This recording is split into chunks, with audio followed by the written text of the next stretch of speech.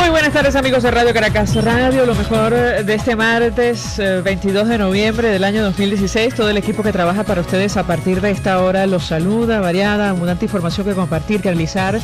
Como es costumbre, la tarde de hoy, la Asamblea Nacional debatió este martes la reciente condena judicial por delitos de narcotráfico recaída sobre los ciudadanos Efraín Campos Flores y Francisco Flores de Freitas, así como las posibles implicaciones del gobierno venezolano en dicho proceso.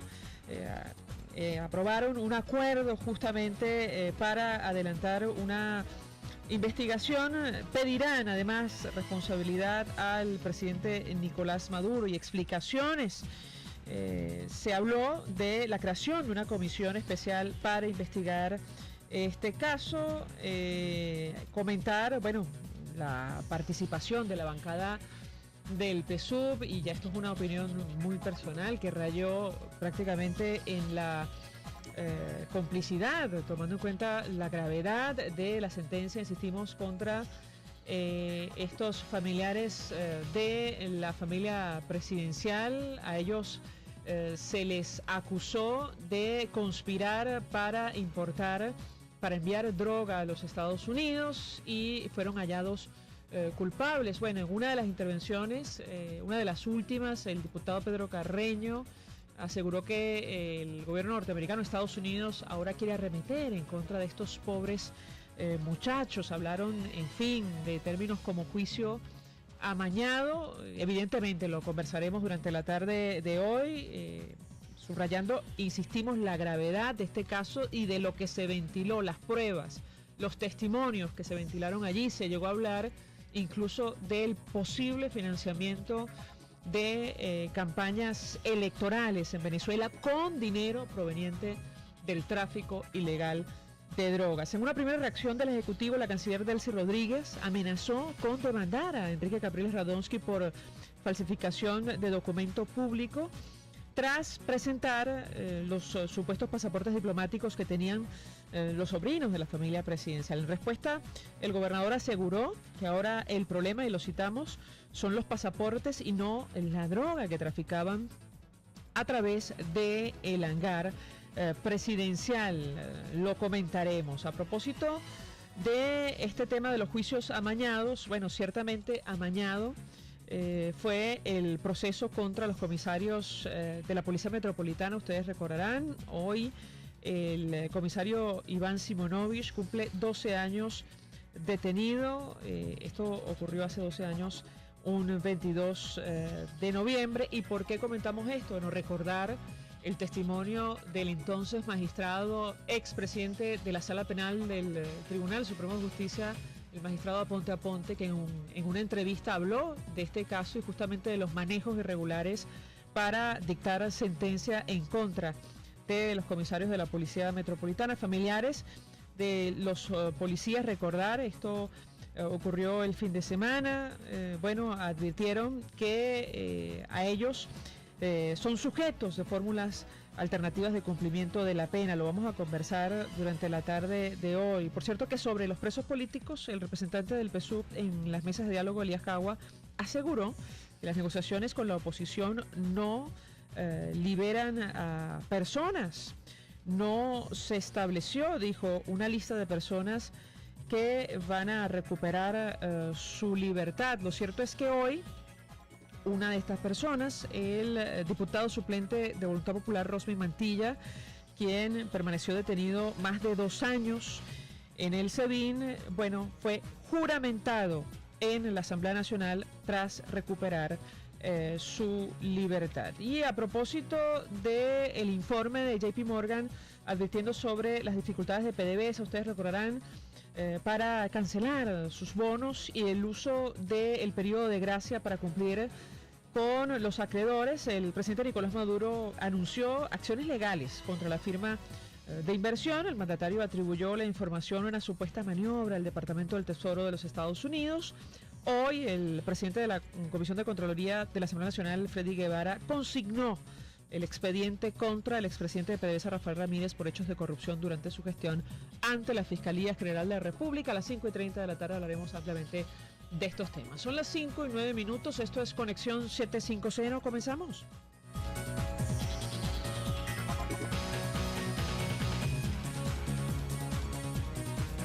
¿Qué está pasando en este país? Y comentamos que hoy se cumplen 12 años de la detención del comisario Iván Simonovic.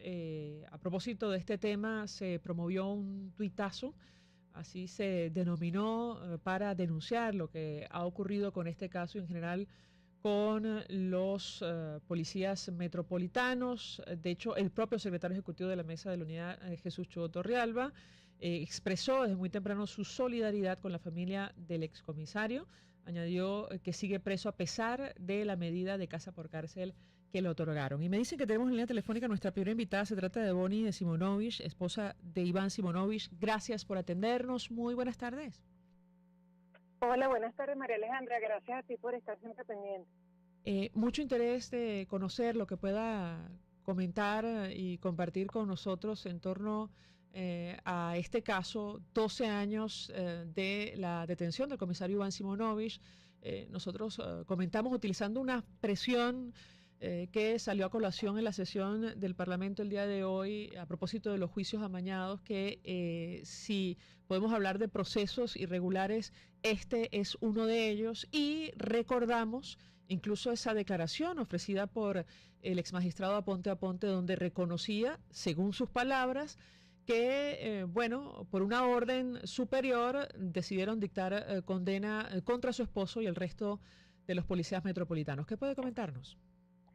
Sí, bueno, María Alejandra, hoy lamentablemente se cumplen 12 años desde que Michael Moreno, quien actualmente es el presidente de la Sala Penal del TCJ, detuviera arbitrariamente, porque no había ninguna boleta de aprehensión en el momento en que detuvieron a Iván, y ahora es presidente de la Sala Penal y se rumora que puede ser el próximo presidente del TCJ. Entonces, ¿qué podemos esperar nosotros de una justicia amañada? Son 12 años de un martirio. Bueno, como lo dijiste tú, el expresidente de la Sala Penal del TCJ que decidió en esa causa, que además hoy está bajo protección de Estados Unidos, él mismo dijo que ese fue un juicio amañado, que él recibió órdenes de carácter político partidista para condenar a Iván y a los funcionarios de la PM. Bueno, fueron órdenes de violentar la justicia. Y al final lo que hicieron fue crucificaron a los funcionarios de la Policía Metropolitana, a Iván Simonovic y a su familia. Los convirtieron simplemente en chivos expiatorios de toda la situación que pasó en Venezuela el 11 de abril. Y bueno, como yo hablaba esta mañana con Chubo, 12 años se dicen rápido, pero han pasado muchas cosas. Esta injusta prisión ha sido muy fuerte, sobre todo para nuestra familia. Nuestros hijos crecieron con su papá ausente y así sigue pasando, porque tú dices que si hubiese pasado solamente con mi familia, pero este es un patrón que sistemáticamente se repite con todas las personas que se atreven a pensar distinto al régimen. Aquí hay una criminalización a la disidencia, bueno, que se convirtió en una política del Estado venezolano, y pareciera que lo que tenemos que hacer es resistir, pero uno se pregunta hasta cuándo y a qué costo. Ahora, yo le pregunto a Bonnie de Simonovic, un poco para que los amigos oyentes hagan memoria acerca del caso concreto del comisario Iván Simonovic, los delitos por los cuales lo acusaron, y un poco también para recordar lo que pasó en el Tribunal Supremo de Justicia de esta declaración. De hecho, la magistrada Blanca Rosa Mármol de León siempre recuerda que ella salvó su voto por la rapidez con la cual la Sala Penal del Tribunal Supremo de Justicia despachó este proceso. ¿Qué puede comentarnos? Así es, bueno, María Alejandra, nosotros tuvimos uno de los juicios más largos en la historia judicial venezolana.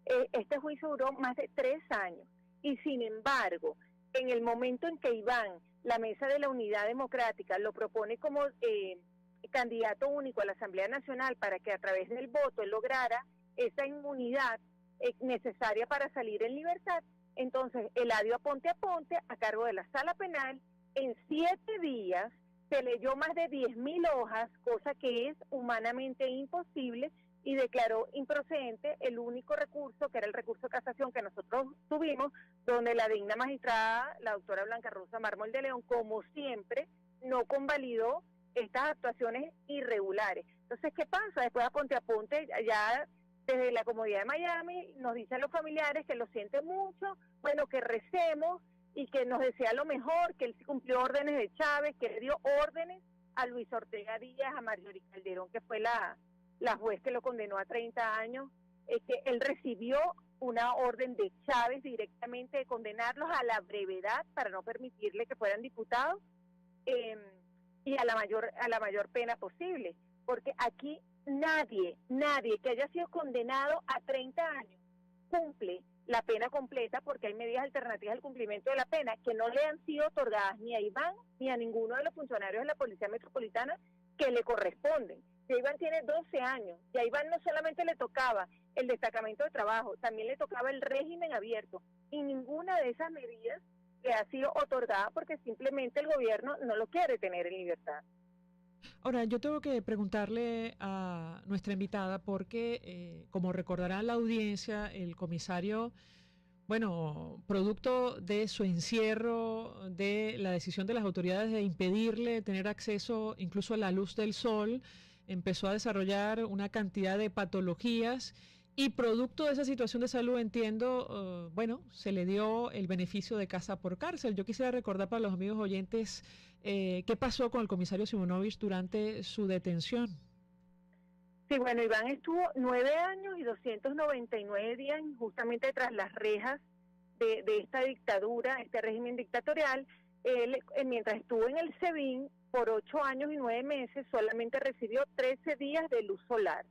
Eso originó, Iván entró siendo un hombre sano, pero aquí lamentablemente las cárceles venezolanas enferman, deterioran, tú ves en cámara lenta como se te muere tu familiar y no puedes hacer absolutamente nada. Eso generó una osteoporosis porque hay una vitamina que tú absorbes del sol, que es la vitamina D. Iván no la recibió durante tanto tiempo y le generó prematuramente, porque él apenas tiene 56 años, una osteoporosis avanzada que es irreversible. Yo diría que estar en casa, arresto domiciliario, no es un beneficio. Lamentablemente, Iván entró sano a la cárcel y me devolvieron a un hombre enfermo que depende de nosotros absolutamente para todo, porque él ni siquiera puede utilizar las redes sociales, no puede, le quitaron todas sus condecoraciones, le quitaron la patria potestad de nuestros hijos, no puede ni siquiera tener una cuenta bancaria, no puede salir, asomarse a la puerta de su casa. Ahorita estamos todos presos con funcionarios antimotines, con balaclavas que no los puedes identificar, que con el miedo que en cualquier momento te allanen la casa. Ellos tienen las llaves de mi casa, me encerraron las ventanas con la Santa María y se llevaron los candados. Entonces, no solamente es la salud física, también es la salud emocional que se ha visto erosionada, y no solamente la salud emocional de Iván, es la salud emocional de todos los venezolanos y particularmente de mi familia, de mis hijos que están afectados, de Iván, mi salud. Todos nosotros estamos realmente afectados desde el punto de vista emocional.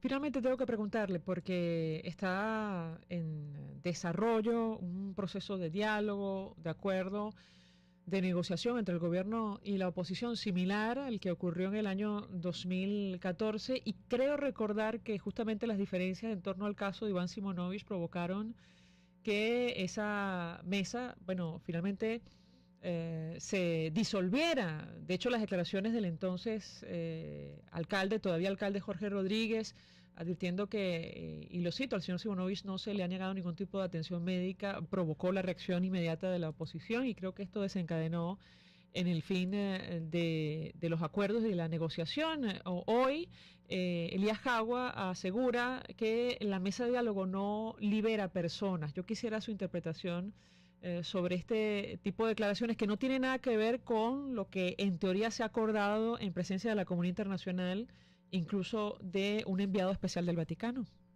Así es, María Alejandra, yo realmente no entiendo esas declaraciones del señor Jagua. Bueno, mucho menos confío en las de Jorge Rodríguez, siendo además doctor y él sabiendo todas las implicaciones médicas que llevó el caso de Iván, porque además hubo una mala praxis de médicos cubanos que lo atendieron y médicos militares nunca le permitieron estar con su médico de confianza. Sin embargo, yo creo que dentro de los puntos establecidos para el diálogo, las condiciones que estaban sobre la mesa, y eso lo sabía muy bien el Vaticano, el gobierno y la oposición, era la liberación de lo más de 100 120 presos políticos que hay en nuestro país, con el reconocimiento intrínseco que eso genera. Pero más allá de eso, de esas consideraciones, mira, nosotros como familia, las familias de todos los presos políticos, no solo hablo en nombre de la familia Simonovic, la incertidumbre es una forma más de tortura que nos están aplicando. Nos levantan expectativas, luego dejan que se caigan, dicen que van a entrar unas personas en una lista, las mencionan, dicen quiénes son, después los sacan. Tú te imaginarás cómo se sienten todos nuestros hijos de saber, papá, tú estás en la lista, no estás, bueno, y si estás, ¿cuándo es que te van a dar la libertad? ¿Y por qué la libertad no depende de un tribunal, sino de una decisión política? ¿Es que acaso verdaderamente son rehenes políticos? Y entonces, si son rehenes políticos y secuestrados, yo pienso que la mesa de la unidad no debe pararse en ningún momento, porque cuando tú tienes una situación de rehén, las negociaciones deben de seguir a pesar de todas las presiones. Pero básicamente esta incertidumbre nos está matando como familia, moralmente, emocionalmente, sin que eso implique que nos estamos entregando ni que eso implique una derrota. Es un bajón que tenemos, que creo que también lo sienten muchos venezolanos, y que creo que con la esperanza nadie debe jugar nunca. Gracias a Bonnie Pertiñez de Simonovic, esposa de Iván Simonovic, por atendernos, acompañarnos estos minutos. Hoy se cumplen 12 años de su detención en un caso, bueno, lleno de irregularidades, un proceso muy largo, como recordaba Bonnie de Simonovic, y en el cual el propio expresidente de la Sala Penal del Tribunal Supremo de Justicia, Eladio Aponte Aponte, reconoció presiones del alto gobierno justamente para dictar sentencia contra los comisarios. Él tiene una medida, un beneficio de casa por cárcel, pero entiendo en el caso de otros de los policías metropolitanos, tienen el beneficio de cumplimiento alternativo de la pena. Sin embargo, las autoridades guardan absoluto silencio. Hacemos una pausa, vamos a publicidad. Usted escucha Conexión 750 con María Alejandra Trujillo, solo por RCR 750 AM.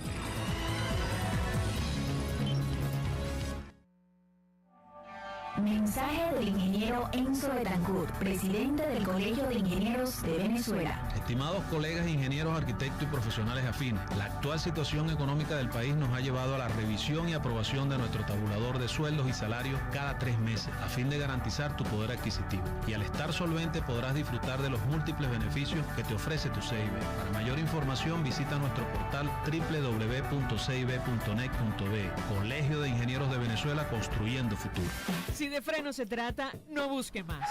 Frenos Ávila es la solución. Con más de 40 años en el mercado, le ofrecemos atención especializada y sólida experiencia en frenos completos para todo tipo de vehículos y camiones hasta mediano tonelaje. Estamos en la calle Venus con la avenida Libertador. Trabajamos corrido de lunes a viernes a partir de las 7 de la mañana. Teléfonos 571-2835 y 571-2931. Frenos Ávila, y pare a tiempo. Mensaje del ingeniero Kenick Navarro, presidente del FONPRES CIB. Apreciado colega ingeniero, arquitecto o profesional afín, el Fondo de Previsión Social del Colegio de Ingenieros de Venezuela, FONPRES CIB, dio inicio al sistema de previsión social del año 2017. El mismo contiene el plan de hospitalización, cirugía y maternidad, el plan de asistencia primaria de salud y el plan de beneficios derivados de la solvencia. Con estas opciones tendrás a tu alcance la alternativa que necesites para atender tus requerimientos de salud. Para mayor información visita cib.net.be. Colegio de Ingenieros de Venezuela, construyendo futuro. Para comer liviano te recomiendo el restaurante Los Pilones, donde te ofrecen pescado fresco, pollo y el sándwich como tú lo quieras. También puedes pedir los platos de frutas que tú quieras y los postres, una delicia. Los Pilones están en la Mercedes frente al Centro Comercial Tolón. Restaurante Los Pilones, auténtico sabor criollo. Visión Paraíso es una clínica oftalmológica con los más modernos equipos y médicos en permanente actualización. Lo atendemos en el Centro Comercial Multiplaza Paraíso, nivel Caracas, 822-6800. Visión Paraíso, para diagnósticos precisos de miopía, antigmatismo, glaucoma, retina y vitrio, córnea, cirugía plástico-ocular, oftalmología pediátrica. Por encima de todo, prevención. Es Visión Paraíso, clínica oftalmológica en el Multiplaza Paraíso, nivel Caracas, 822-6800. RCR 750 AM, porque lo bueno une.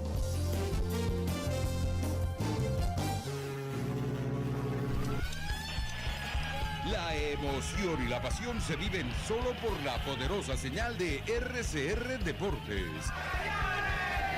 Disfruta nuestra transmisión del encuentro de hoy entre Navegantes del Magallanes y Tigres de Aragua, en vivo, desde el estadio José Pérez Colmenares en Maracay, a partir de las 6:50 de la tarde.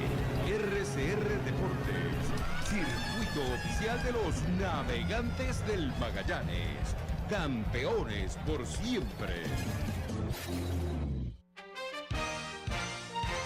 Las informaciones no se detienen. Por eso cada mañana les presentamos el más completo resumen informativo con la veracidad que siempre nos ha caracterizado. Todos los días las noticias a través de la señal de RCR 750 en el dial AM para Venezuela y el mundo. Es el primer noticiario realizado exclusivamente para radio. Contamos también con la participación de nuestros oyentes en el sistema Dilo 3456. Somos su referencia informativa.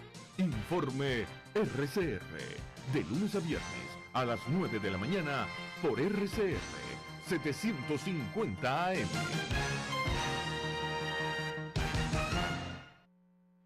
El poder de la comunicación en tus manos. Conexión 750 con María Alejandra Trujillo. Solo por RCR 750 AM. Continuamos, amigos, en Conexión 750 y compartimos informaciones que están en desarrollo en Venezuela y más allá de nuestras fronteras. Lo dicho, fue aprobado en la Asamblea Nacional el acuerdo en rechazo al tráfico de influencias en materia de narcotráfico por parte de altos funcionarios del gobierno a propósito del debate sobre el caso de los sobrinos de la familia presidencial, quienes fueron sentenciados el viernes pasado por un jurado en la ciudad de Nueva York. Nos acompaña vía telefónica Julio Montoya, quien tuvo participación, diputado de Primero de Justicia, durante esta discusión, este debate. Gracias por atendernos. Muy buenas tardes. Buenas tardes, un abrazo y a la orden. Con mucho interés de recuperar parte de lo que fue su intervención, diputado. Usted iniciaba expresando estupor o al menos sorpresa ante la posición asumida por la bancada del gobierno ante este caso tan grave, no solo por la sentencia, sino por las pruebas y los testimonios que se ventilaron allí. ¿Qué puede comentarnos? Bueno, sí, son sorpresas muy desagradables porque hemos querido hacer de este caso un caso institucional, un caso de investigación de Estado, y creo que la respuesta que está dando el PSUV y el gobierno es terrible, además de insensata.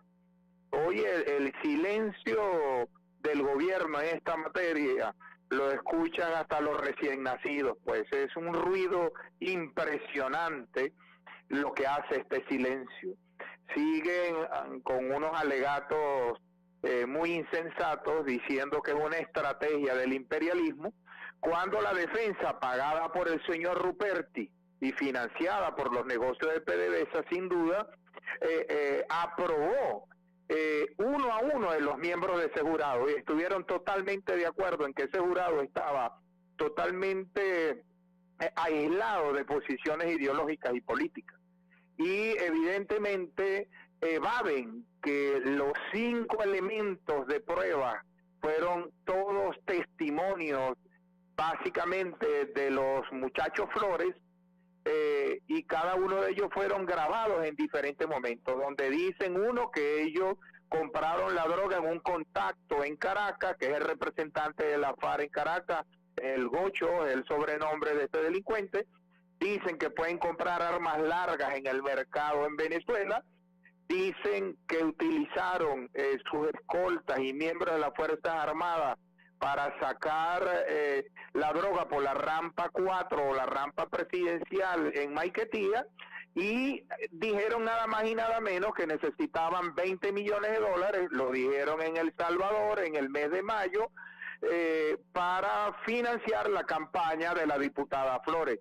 Por menos de eso, destituyeron los diputados de Amazonas. Ahora resulta que un tipo que está ya hoy convicto y confeso en el crimen del tráfico de drogas dice que ese dinero sirvió para financiar una campaña electoral y ni siquiera quieren averiguar. La respuesta es terrible, porque la respuesta es no querer investigar, no querer ver cuáles son las consecuencias, y es lo que llena de duda todo este caso, porque como yo he dicho, el presidente Maduro tenía el SEBIN, el DIN, Inspectoría, Fuerzas Armadas, Inspectoría de las Fuerzas Armadas, y no sabía lo que estaba ocurriendo. O era gafo o era cómplice. Pero la respuesta que está dando el gobierno es terrible. Es intentar esconder esto en que hace muchos años en Venezuela hubo narcotráfico para evadir la responsabilidad actual. Dos inquietudes, diputado. La primera tiene que ver, insistimos, con la participación, los testimonios de los diputados de la bancada del gobierno, decíamos, y esto es una opinión personal, que rayan en la complicidad de esta declaración, por ejemplo, del diputado Pedro Carreño, que destaca el Diario Nacional, asegurando que Estados Unidos ahora quiere arremeter en contra de estos pobres muchachos. Quisiera su criterio con relación a esto, si esta defensa que hace la bancada del oficialismo no genera algún tipo de responsabilidad. En segundo lugar, si finalmente se acordó crear esta comisión para investigar desde el Parlamento lo ocurrido, entrar en contacto con las autoridades en Estados Unidos, con el fiscal de este caso, tener acceso a las pruebas y saber los detalles de esta investigación. No, la declaración y la intervención del diputado Carreño es terrible, raya en la complicidad, es decir, es casi aberrante, e incluso anuncia que van a salir unos nombres, porque estos muchachos los van a presionar y van a sacar unos nombres, y que eso es una estrategia del imperialismo yanqui, como adelantándose a una situación. Y voy a leer todos los venezolanos, que hay más de 19 venezolanos entre oficiales de la Fuerza Armada, diputados, entre otros, nombrados en ese expediente, y que evidentemente esa investigación continúa. Entonces, pero a mí lo que me preocupa es esta actitud de la bancada del partido gobierno, que pone en duda todo este caso, incluso en contra de los miles de militantes honestos que tiene el PSV en el país, que no son culpables de que unos delincuentes utilicen el gobierno para este tipo de actividades. Pero esa actitud cómplice de no querer investigar, ni siquiera querer participar en la investigación, de veras que me da mucho dolor como demócrata, y me duele mucho por los militantes honestos que yo conozco de ese partido, que se van a ver manchados por una actitud profundamente irresponsable de este partido y del gobierno nacional. Finalmente usted hace referencia a otros casos que tiene que ver con el uso de pasaportes diplomáticos durante investigaciones sobre diferentes delitos en el ámbito internacional, sí. Un poco respondiendo a esta reacción de la canciller, advirtiendo que va a demandar a Enrique Capriles Radonsky por presentar estos documentos que aparentemente estarían en el expediente en Nueva York. La señora canciller actúa como aquel policía que va caminando por una acera y viene una persona y dice, señor policía, yo no soy ladrón. Y el policía no lo está buscando. No se está diciendo que fue ella la que los entregó. Pero 4 narcotraficantes con pasaporte diplomático abrieron cuentas en el Banco de Andorra. El último narcotraficante importante colombiano fue encontrado en Venezuela con un pasaporte diplomático.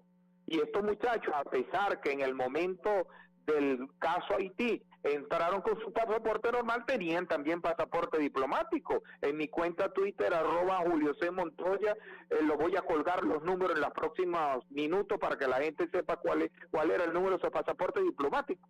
El tema es que el pasaporte diplomático venezolano cada vez más es utilizado para delinquir en el exterior y sobre todo en materia de droga. Y lo que estamos pidiendo es que se investigue. Por eso que yo hoy le pido a la señora fiscal, por favor, se lo pido por favor, por los miles de muertos que ocurren en las calles de Venezuela por el microtráfico, por los miles de muertos que ocurren por la violencia de la droga en los barrios venezolanos, por la inflación que genera el lavado de dinero en este país. que abra una investigación, porque no se puede quedar callada la señora fiscal, con todo el respeto y afecto del mundo, en nombre de un pueblo que lo que quiere es la verdad. Ella tiene que activar esa fiscalía para investigar, mínimo por noticias, crímenes, lo que está ocurriendo.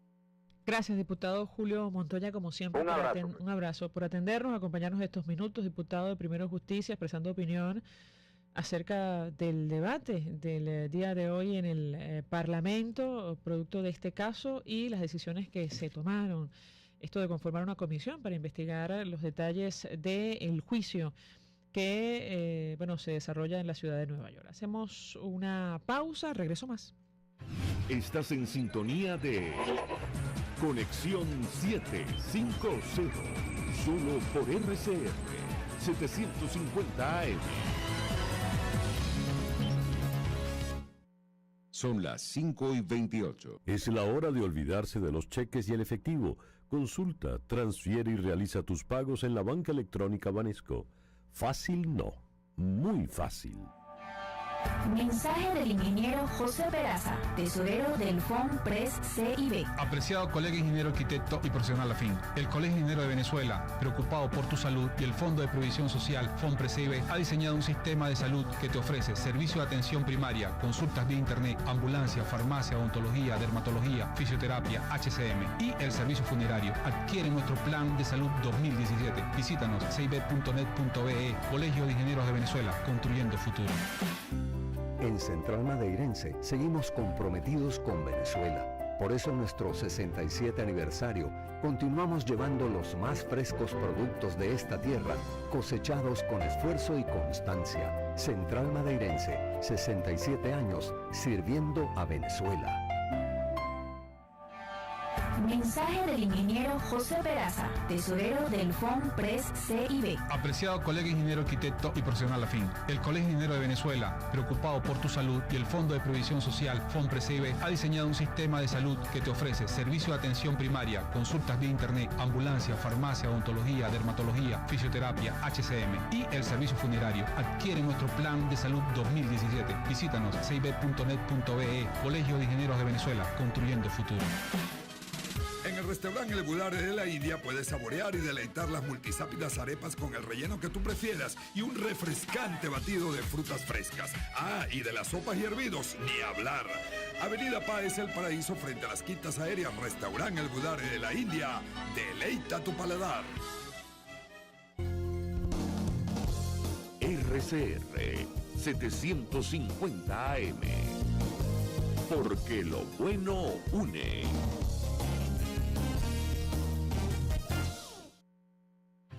María Alejandra Trujillo te acompaña en Conexión 750, solo por RCR 750 AM. Claro y raspado.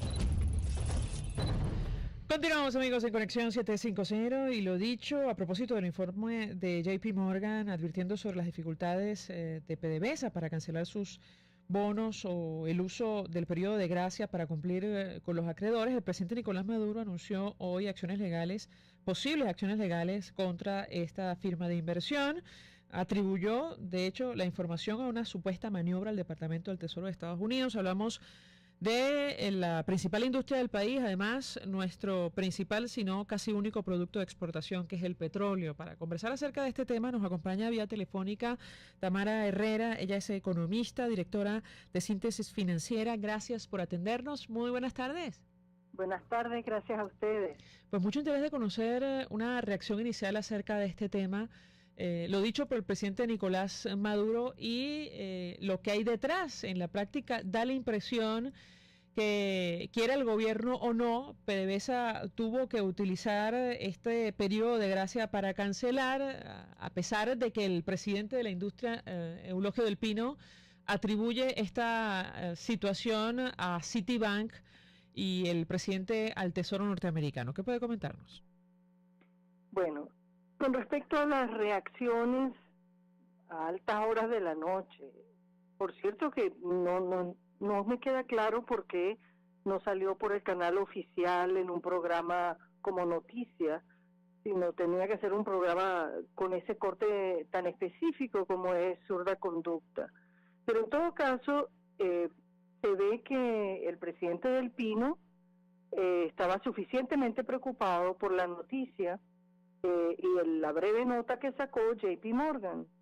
JP Morgan es un banco de inversión serísimo, no creo que haga absolutamente nada que no tenga debidamente documentado. Por eso, cuando se habla de represalias o demandas, bueno, yo preferiría que no se gastara dinero venezolano en algo así, porque es muy probable que todo esté debidamente documentado, como cualquier operación, por así decir, de cajero. Tú no puedes decir que fuiste al cajero a la hora que no fuiste, porque eso está registrado. Si tú diste una orden de pago, va a quedar registrado cuando llegó el dinero, cuando llegó la orden, etcétera, etcétera. Y si hay una falta y una falla en esa cadena de órdenes, pues eso también tiene sus mecanismos de compensación. Si alguien hubiera faltado a la orden de pago que da PDVSA, pues seguramente tendría que indemnizar a PDVSA por los daños causados por este retraso en el pago. Entonces, dejemos de lado ese tema porque los detalles no se conocen. Sabemos que es absolutamente anormal, inusual, que haya un retraso en el pago de los intereses. Eso es como un reloj. En ese mercado, ese es un mercado que no es el crédito que Tamara Herrera pide y alguien dice, no, Tamara siempre se tarda. No, estos son bonos, tienen contratos muy claros, muy largos, con prospectos muy largos, porque deben ser entendidos y conocidos por cualquier inversionista del planeta, donde quiera que se encuentre y cualquiera que sea su nacionalidad. Y ahí las cosas tienen que funcionar como un reloj. Ese reloj decía que los días 15, 16 y 17 debían abonarse el equivalente a 538 millones de dólares en intereses de 4 bonos. Ese es un dinero relativamente modesto para el esfuerzo tan grande que hizo PDVSA de pagar a principios de este mes una cantidad muchísimo más elevada. Pero el hecho de que no haya llegado puntualmente ese dinero y que solamente llegó lo correspondiente a uno de esos bonos y está en proceso, y de hecho el comunicado oficial que saca PDVSA firmado por el presidente del Pino dice que está en proceso el pago del cupón, o sea, de las tasas de los intereses del bono 2035. Eso quiere decir que no se cumplió puntualmente. Cuando no ocurre esa puntualidad, en los contratos está establecido, en el contrato, no es opcional, no es una cosa optativa, no es a petición en absoluto, está en el contrato. Cuando no ocurre ese pago puntual, comienza a correr ese periodo de gracia que se concede para que el deudor, cualquiera que haya sido el gazapo o la dificultad financiera, la resuelva en 30 días. Esos días están corriendo, esos 30 días.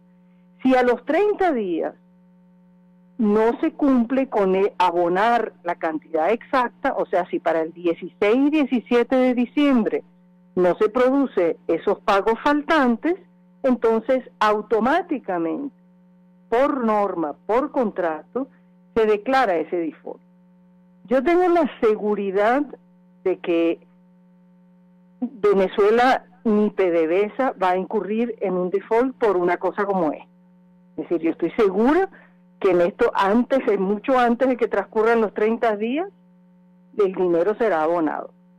Así que no hay razones de alarma concreta con respecto a la inminencia de un default. Sí hay una señal de preocupación, porque como le digo, Venezuela es deudor y emisor de títulos desde hace muchísimos años y no es un novato en este mercado. Así que el hecho de que haya ocurrido esto denota o una falla en su planificación financiera, en su operatividad financiera. No sé si puede deberse a las relaciones con los bancos, sería algo muy sorpresivo, no se entiende por qué unos bonos sí y otros no, pero esos son elementos a indagar de los que pueden estar en las interioridades de esas operaciones. Y por supuesto, todos sabemos que no hay una holgura financiera ni mucho menos en PDVSA. Por eso es que hay tanto más razones y hay tanto nerviosismo, no solo por la impuntualidad que no es permitida o es muy... hay mucha sensibilidad con respecto a la impuntualidad en esos mercados financieros, sino porque sabemos que PDVSA ha estado pasando dificultades que la han obligado a proponer un canje de bonos y decir no te puedo pagar ahora, te pago después esto y así sucesivamente.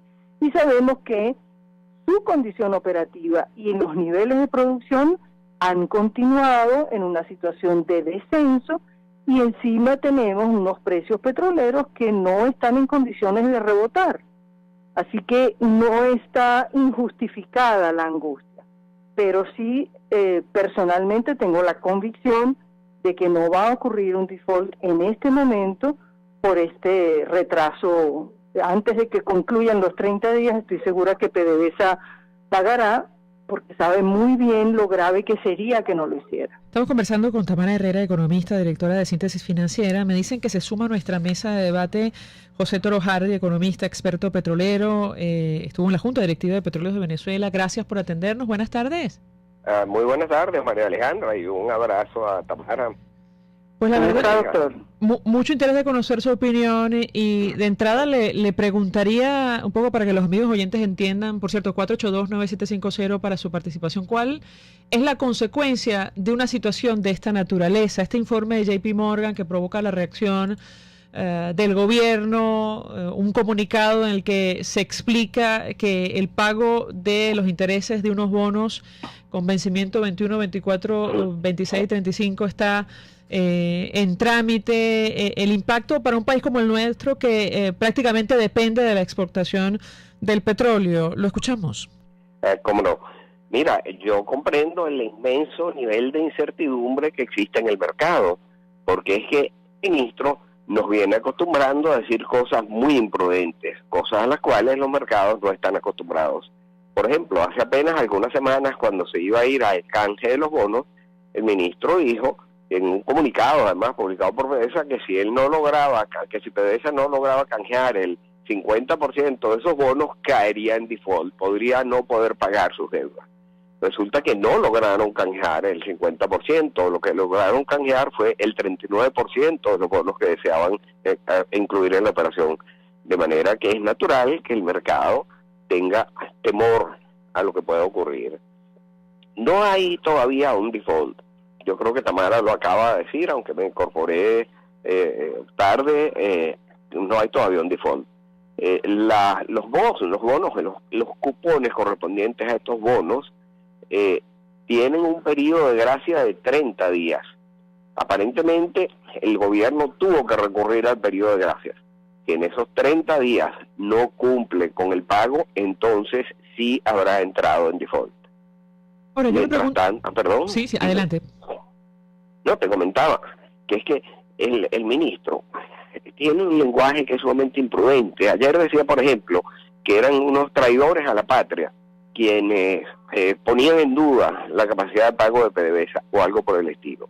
Bueno, a mí me parece que un analista tiene la obligación de analizar la realidad, los hechos. Para mí, traidores a la patria son quienes defalcaron 11.000 millones de dólares en PDVSA a lo largo de los últimos años y que hoy en día tratan de impedir a como de lugar que la Asamblea Nacional investigue ese defalco. Para mí, traidores a la patria son quienes han provocado que la producción petrolera de Venezuela en los 10 primeros meses del año haya caído en 340.000 barriles diarios, según nos dice la OPEP. Eso lo que indica al menos es una gran ineficiencia en el manejo administrativo de la empresa. Además de decir, de acusar de traidores a la patria a quienes comenten este hecho, y además de haber dicho él mismo hace apenas algunas semanas que si no se canjeaban los bonos, esa podría caer en insolvencia, no sé cómo puede en este momento acusar a otros grupos. Yo no sé si el Citibank está cumpliendo o no está cumpliendo. El Citibank había dicho ya hace un tiempo que no seguiría siendo agente de pago del Estado, pero yo no sé realmente. La situación nos tiene a todos en una situación de confusión grande. Pero ratifico lo que dijo Tamara, todavía no estamos en default. Tenemos oyentes... Dentro de 30 días pudiéramos caer en default. Tenemos oyentes a través, se comunican a través del 482-9750. La señora Mercedes Acuña nos llama desde Baruta. Buenas tardes. Buenas tardes. Default no, ¿qué es lo que te iba a decir? Defalcaron, no, se lo robaron, esa parranda de ladrones que tenemos en el gobierno y todo eso es robar, para que la gente entienda, la de bajos recursos. Hasta luego y gracias. Bueno.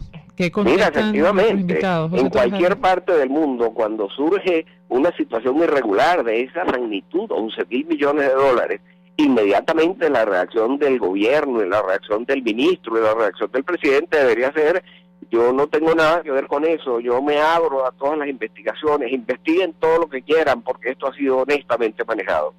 Pero ¿qué es lo que ha hecho el exministro? Se ha dirigido al Tribunal Supremo de Justicia a pedir que impidan que hagan la investigación. De manera que cómo no podemos tener sospechas de que realmente allí se produjo esa situación tan lamentable, que de ser cierta sería el mayor desfalco, el mayor robo que se ha producido en toda la historia de la América Latina. Bueno, yo le pregunto a Tamara Herrera a través del Twitter @marialete1 en números. Gilberto Murillo nos escribe: WTI cierra en leve baja en $48,03. Este es el petróleo de referencia en Estados Unidos. El mercado se muestra cauteloso ante el inicio de la reunión OPEP. ¿Qué esperar? ¿Qué expectativa tener en torno a esta reunión? Venezuela, bueno, desde el inicio de esta administración, la presidencia de Nicolás Maduro ha intentado incidir en el mercado petrolero internacional sin mucho éxito. ¿Qué puede comentarnos además cuál es el precio de equilibrio o el precio necesario para cumplir con los compromisos del presupuesto nacional? La escuchamos. Bien, hay mucho material ahí para el doctor Toro Hardy allí, pero sí le puedo adelantar en todo caso. Con respecto a la reunión del 30, las noticias de esta misma tarde, me refiero a la reunión del 30 en la OPEP, en donde se estaría buscando, yo diría que más que una recuperación, una estabilización o que no caigan los precios del petróleo. Ya esa reunión técnica demuestra que no está comenzando con muy malas expectativas. No me extrañaría que en la próxima semana caiga nuevamente el precio del petróleo, porque va a estar afectado por esas expectativas, y la reunión, en todo caso, si llega a aproximarse a un acuerdo de estabilización entre estos productores con objetivos tan diferentes, pues probablemente lo mejor que se puede esperar es una estabilización, pero no realmente una recuperación de los precios del petróleo, porque hay una situación estructural a nivel global que además creo que con la llegada del presidente Trump tiene una aceleración muchísimo mayor en lo que es la amenaza a la oferta, amenaza desde la óptica de un productor, por supuesto, de la entrada más rápida o el retorno más rápido y con mayor fuerza de los productores norteamericanos de petróleo no convencional. Venezuela, pasando a su pregunta de cuánto necesita Venezuela, cuál es el precio. Esa es una pregunta muy difícil de responder, o más bien, podría ser muy fácil de responder dependiendo de cuál es la meta que estemos hablando, qué es lo que queremos hacer con el petróleo. Si nosotros queremos hacer ese país que se quiso conformar a lo largo de estos años, donde tú eras pródigo, regalabas y a la vez racionabas por otro lado y sostenías todo de el provento que traía el petróleo y debilitabas la industria nacional, sobrevaluabas la moneda y aumentabas esa dependencia no solo de petróleo sino de las importaciones. Bueno, para resostener o recuperar ese modelo, Venezuela necesitaría hoy un petróleo de casi $200 por barril. Eso no está planteado, gracias a Dios, no está planteado retornar a una situación de exacerbación de un rentismo que ya tiene Venezuela de suyo desde hace casi 100 años. Entonces nosotros tenemos que pensar, y su pregunta más bien apunta a cuál es el precio de petróleo que puede evitar que yo caiga en default el año que viene y que yo tenga que seguir sacrificando las condiciones de vida básicas de alimentación y de salud de la población. Ahí sí le digo que Venezuela necesita al menos 70 u 80 dólares por barril. Bien. Wow. Los pronósticos, al menos con los que nosotros estamos trabajando, están apuntando a un precio de 43 dólares por barril. Bueno, saquen ustedes. Eso quiere decir que el año 2017 es un año de retos y que exige, como siempre y desde hace varios años, correcciones serias y sostenidas y muy de fondo en toda la política económica venezolana. Gracias a Tamara Herrera. Si me permites, María Alejandra. Es que el tiempo es... se acabó. Sí, lamentablemente. Conversaremos en el futuro acerca de este tema, porque además la reunión en Viena está convocada para la próxima semana, me parece. Así que lo comprometemos y conversaremos con mayor amplitud. Gracias, José Toro Hardy, por atendernos, y Tamara Herrera también, bueno, expresando opinión acerca de este tema. Hacemos una pausa, ya venimos. Escuchamos Conexión 750, solo por RCR 750 AM. Mensaje del ingeniero Ramón López, vicepresidente del Colegio de Ingenieros de Venezuela. Apreciado colega ingeniero, arquitecto y profesional afín, el sistema de salud venezolano no presta la atención requerida y la altísima inflación encarece notoriamente este servicio. Es por ello que el Fondo de Previsión Social del CIP te ofrece un servicio de salud seguro, confiable y accesible, con amplia cobertura. Para mayor información visita el portal www.cib.net.be, Colegio de Ingenieros de Venezuela, construyendo futuro. En Global Therap rehabilitamos tus lesiones con verdaderos profesionales de la fisioterapia. Tratamos hernias discales, fracturas, desgarros, contracturas musculares, consulta de fisiatría y drenaje linfático. ¿Y dónde? En el Centro Comercial Multiplaza Paraíso Nivel Empresarial 2. Teléfono 0212-461-9087. Ah, también atendemos tu posoperatorio. Global Therap y despídete del dolor. ¿Necesitas una alarma para tu carro? Ve a La Quinta Repuesto y Accesorio. Ellos las venden e instalan con personal especializado y al mejor precio del mercado. Llégate a la avenida San Sebastián, calle del Hambre en La Trinidad. Teléfono 0212-945-2754. La Quinta Repuesto y Accesorio. Solución profesional a tu alcance. Mensaje del ingeniero José Peraza, tesorero del FONPRES CIB. Apreciado colega ingeniero arquitecto y profesional afín, el Colegio Ingeniero de Venezuela, preocupado por tu salud, y el Fondo de Previsión Social FONPRES CIB ha diseñado un sistema de salud que te ofrece servicio de atención primaria, consultas vía internet, ambulancia, farmacia, odontología, dermatología, fisioterapia, HCM y el servicio funerario. Adquiere nuestro plan de salud 2017. Visítanos cib.net.be, Colegio de Ingenieros de Venezuela, construyendo futuro. El poder de la comunicación en tus manos. Conexión 750 con María Alejandra Trujillo. Solo por RCR 750 AM. Continuamos, amigos, en Conexión 750. No se nos ha agotado el tiempo. Nos despedimos. Lo hacemos a nombre de todo el equipo.